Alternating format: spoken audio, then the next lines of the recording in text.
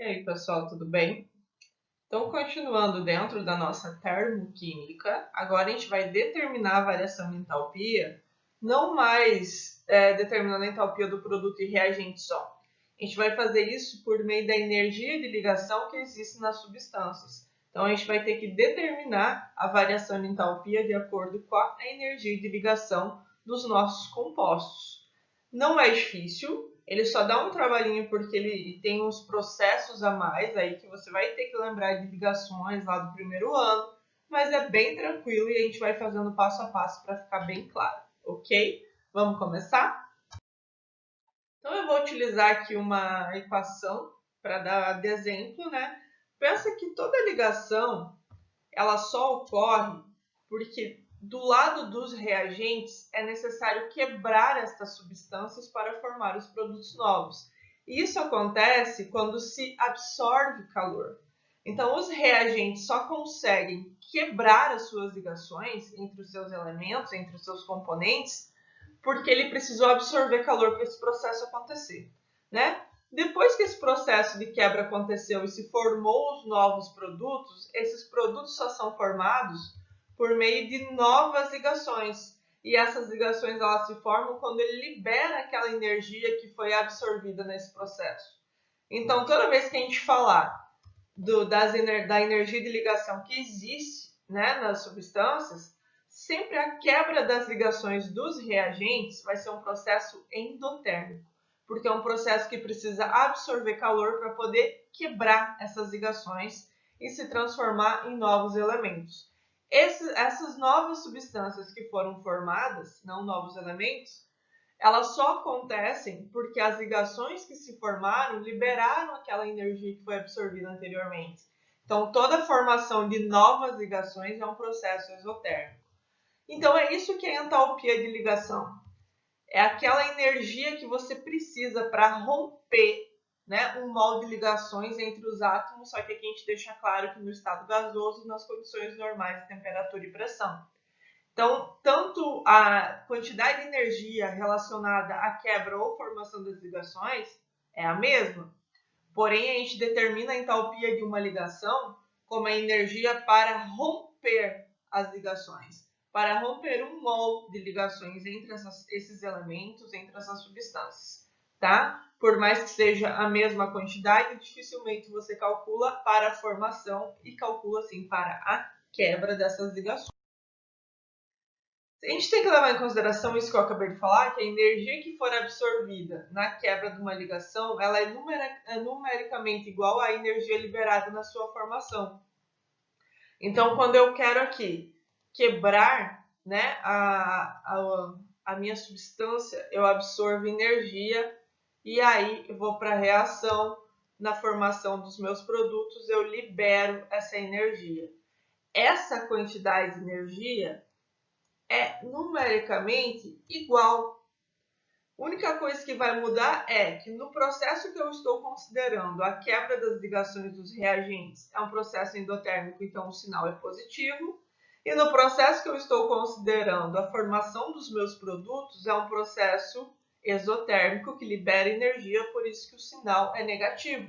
Só que se fosse, vamos supor, 210 kJ para quebrar os reagentes, seria mais 210 kJ. Agora, para formar esses produtos novos, menos 210 kJ. Então, o valor, o número é o mesmo. O que vai mudar é o indicativo do sinal, né? Porque um está absorvendo e o outro está liberando energia. Então, no entanto, a energia de ligação ela vai ser definida somente para a quebra das ligações. A gente não vai considerar aqui a formação dos produtos. Por isso, todos os valores que vão aparecer para vocês, eles serão positivos. Tranquilo? Se tiver alguma alteração, isso vai estar no enunciado. Eu vou fazer um exemplo para ficar bem claro como é que a gente faz isso aqui. Então, ele está pedindo para você determinar o ΔH da reação abaixo por meio da energia de ligação das substâncias. Então, eu não vou ter aquele valor de entalpia da substância pronto. Eu vou ter o valor de entalpia das ligações dessa substância. Por isso que ele dá um pouquinho de mais de trabalho. Então, como é que funciona? Eu tenho CH4 reagindo com 3Cl2 que vai produzir o HCCl3 mais 3HCl. E aí ele quer o valor da variação de entalpia dessa reação toda. Primeira coisa, eu vou ter que lembrar quantas ligações cada elemento faz, né? Então, vamos pegar lá o carbono, né? Aqui a gente tem 3 elementos. A gente tem carbono, hidrogênio e cloro. Eu tenho que saber quantas ligações cada um faz. Aqui embaixo, coloquei bem pequenininho para vocês, só para ter um ponto ali para lembrar. O carbono, ele pertence à família 4A. Então, a família já indica a quantidade de ligações. Se ele pertence à família 4A, ele vai fazer 4 ligações. O hidrogênio, por só ter um elétron na camada de valência, vai fazer uma ligação. E o cloro pertence à família 7A. Então, pela regra do octeto, para que ele complete os 8 elétrons, já que ele já tem 7, ele vai precisar fazer só uma ligação. Então, é bem importante vocês saberem, não lembra, tenha a tabela periódica em mãos, que vai ficar muito mais fácil. Então, você vai ter que saber quantas ligações faz cada elemento, porque agora a gente vai ter que montar essas ligações. Então, ali o carbono, eu tenho um carbono e tenho 4 hidrogênios. Então, eles já estão na quantidade adequada de ligações, né? Então, o carbono ele vai lá no meio, porque ele é o cara que faz 4 ligações.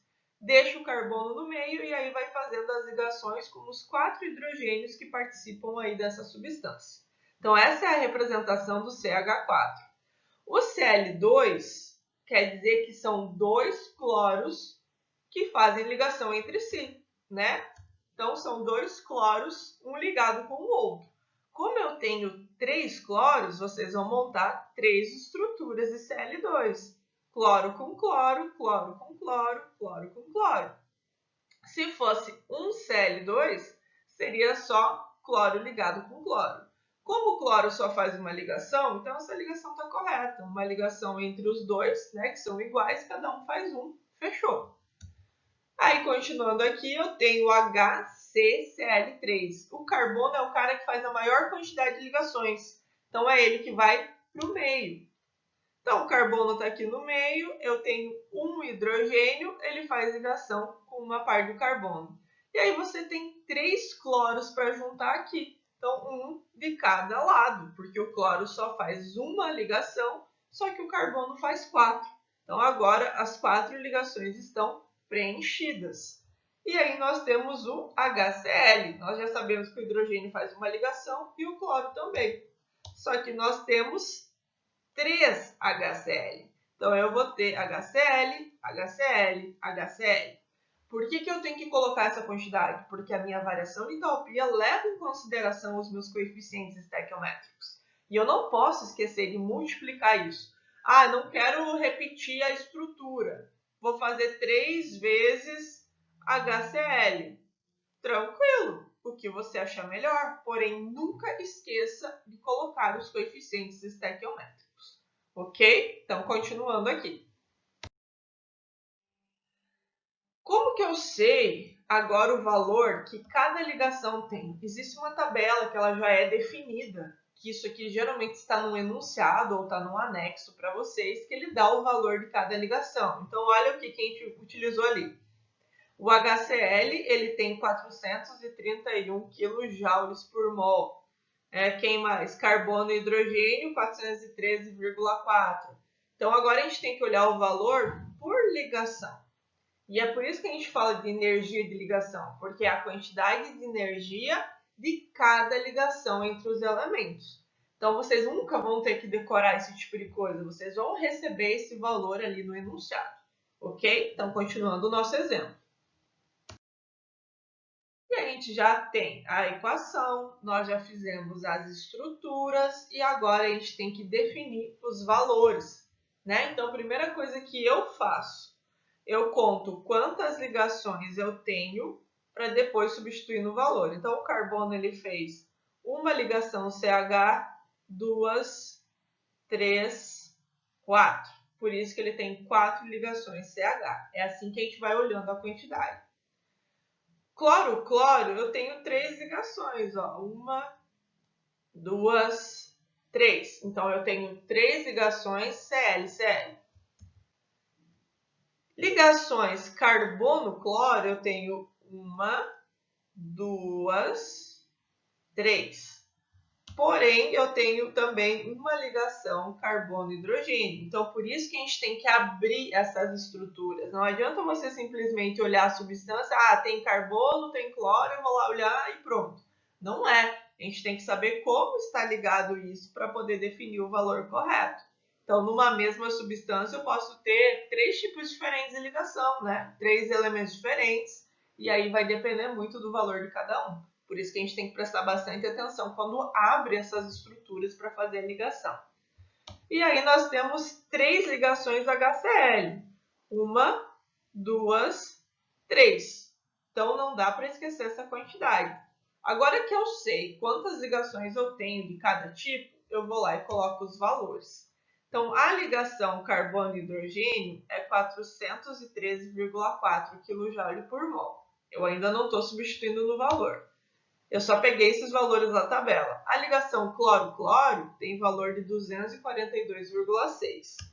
E a ligação carbono-cloro é 327,2, tá?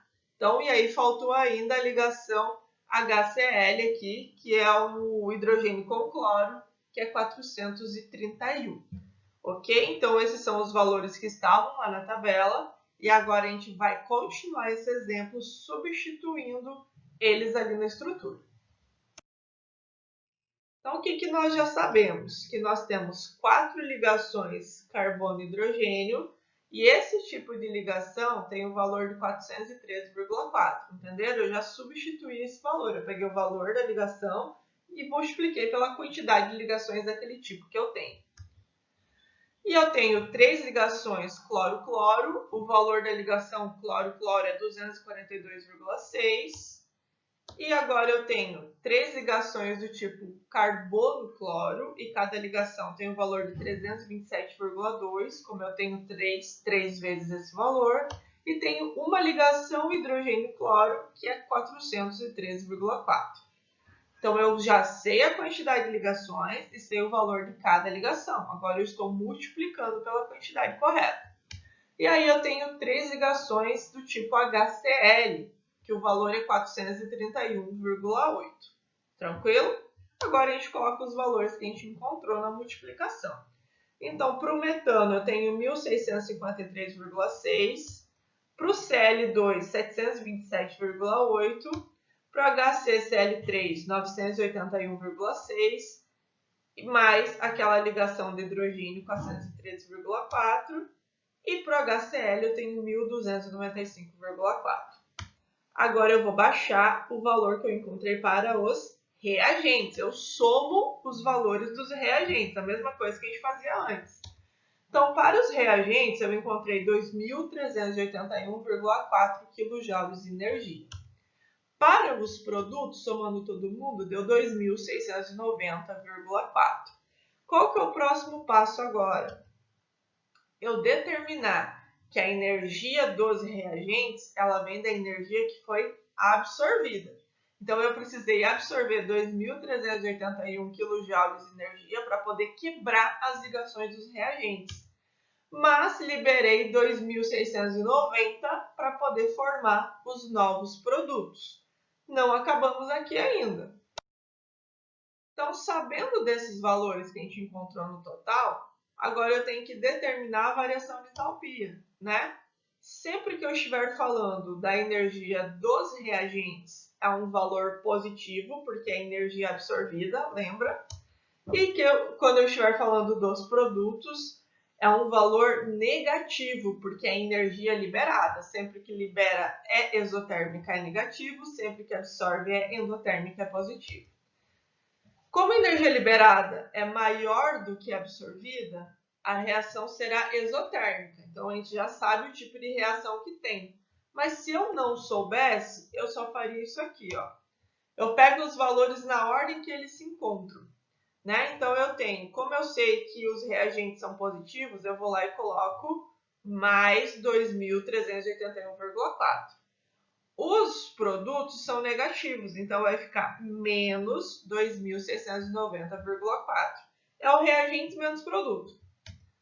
Fazendo o cálculozinho aí, eu vou encontrar menos 309,2. Então, mesmo que eu não lembrasse qual seria isotérmica ou endotérmica, quando eu faço esse cálculo utilizando os sinais da própria energia, da própria reação, eu vou encontrar menos 309,2. Isso indica que essa reação é exotérmica e que o valor absoluto desse ΔH, quando ele fala valor absoluto, é para você desconsiderar o sinal. Então, você só vai considerar o número, 309,2 kJ. Então, para você ter certeza do que você está fazendo, faz o passo a passo bem tranquilo, faz as ligações, vê quantas ligações cada elemento faz, dá uma olhadinha lá na tabela o valor de cada ligação, multiplica pelas quantidades de ligações que cada elemento faz, os valores totais você determina aqui entre reagentes e produtos. Reagente sempre recebe um sinalzinho de mais, produto sempre recebe um sinalzinho de menos. Fazendo um pelo outro, você vai achar o resultado final, indicando o tipo de reação que você tem e o valor da variação de entalpia. Então, para essa reação, nós encontramos que ela é uma reação exotérmica e o valor que foi o valor dessa variação de entalpia dessa reação é de 309,2. É trabalhoso? É trabalhoso. Ela não cai tanto no vestibular, mas quando cai a gente tem que entender o que está acontecendo. Por isso que a gente tem que treinar bastante. Tranquilo, pessoal?